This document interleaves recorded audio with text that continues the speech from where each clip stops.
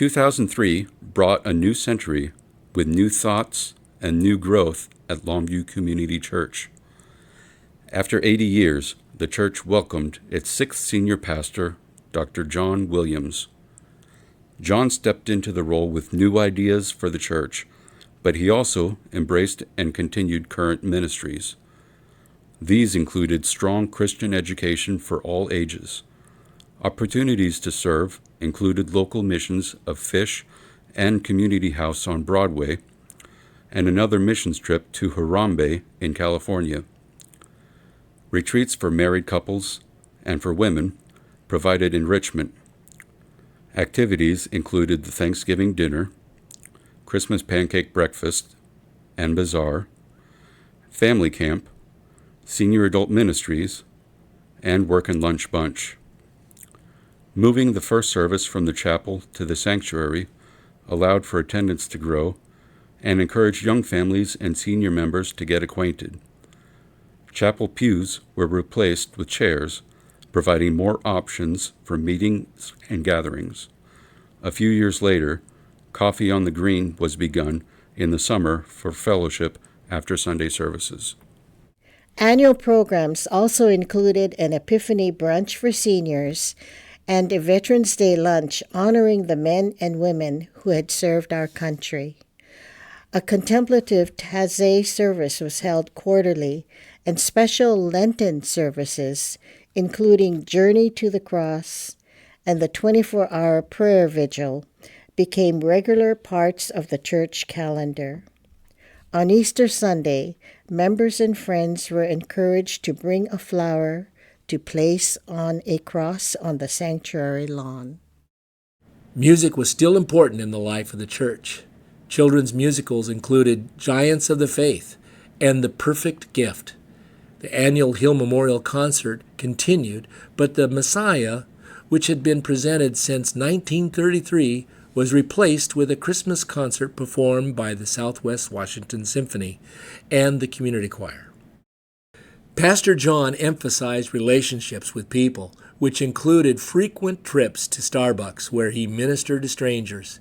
He also met with adults and youth for conversation and Bible study.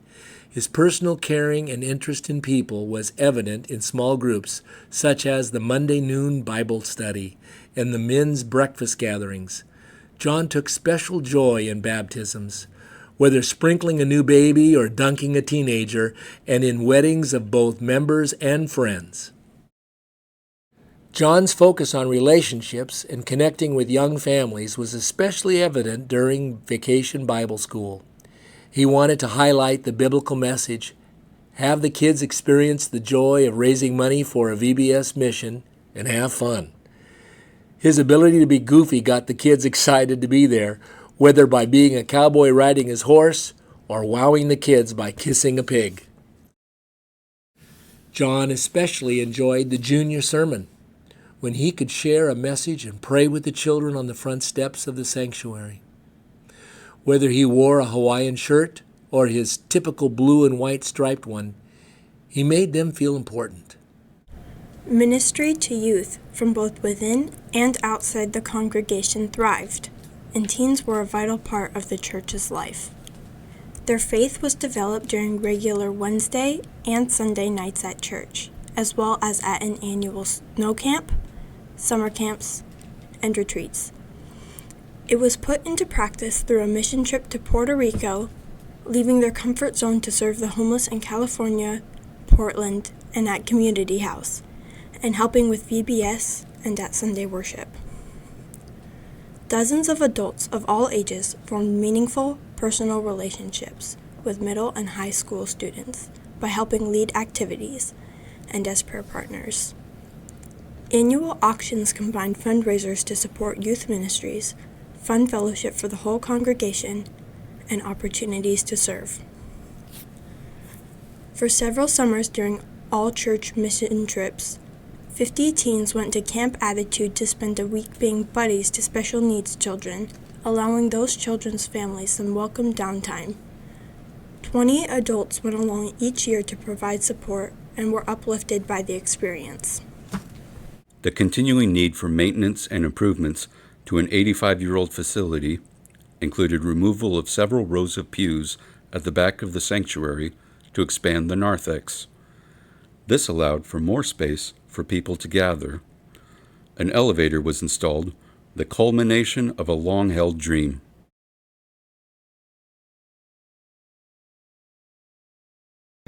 I was a product of Young Life, and Young Life is a student ministry and really came to faith through Young Life. So I'm used to skits and games and rowdy songs and a lot of humor. Yeah. And so my years of working with Young Life when I was a student transferred into doing youth ministry when I began to work in churches. And I just translated all that into working with adults. The relational aspect of ministry. Yeah, the relational part, that life is good, life is rich, and we can laugh, we can have fun. There's nothing more fun than like our youth room filled with kids laughing. Okay. Yes. And if I could transfer that into the worship setting where we could enjoy worship, then that was worth it to me. I loved to preach. I'm a biblical preacher. I'm not a topical preacher, so we walk through a book at a time. Yeah. What's the overarching story of Scripture? Okay. And that's what I'm shooting. Most of the time, I'll end a sermon with, here's your take-home.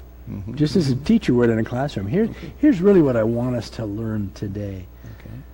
See if you can apply that. See if you can make that work. See if that does work in your family or work in your neighborhood or work in your setting. Go do something beyond yourself and see how it feels. Here's what Jesus is asking us. Can we do it? Got to do everything across generations. I've gotten a chance to marry, bury, baptize folks, been involved in families in ways that most people, most vocations you don't get, but I've had that glorious opportunity. More of Jesus and less of me. I would hope people will forget me relatively quickly and that they will remember the Jesus that I talked about and that will be what stays with them. After 13 years of inspired leadership and commitment, Pastor John retired in 2016. Associate Pastor Mary Ross was asked to become interim senior pastor, a short-term position that turned into a 3-year commitment. She steadied the church during this transition and assisted with bylaws and governance changes. Originally, corporate structure with a board of directors was modeled after the Long Bell Lumber Company. At a 2019 congregational meeting, bylaws revisions were adopted, and the board, which had grown to 24 members, was replaced with a biblical model governed by 8 elders. Along with the bylaws changes, new vision, mission, and value statements were developed and shared.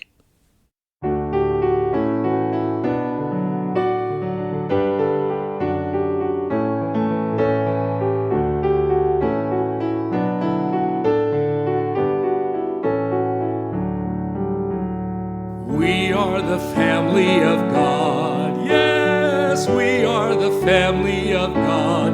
And He's brought us together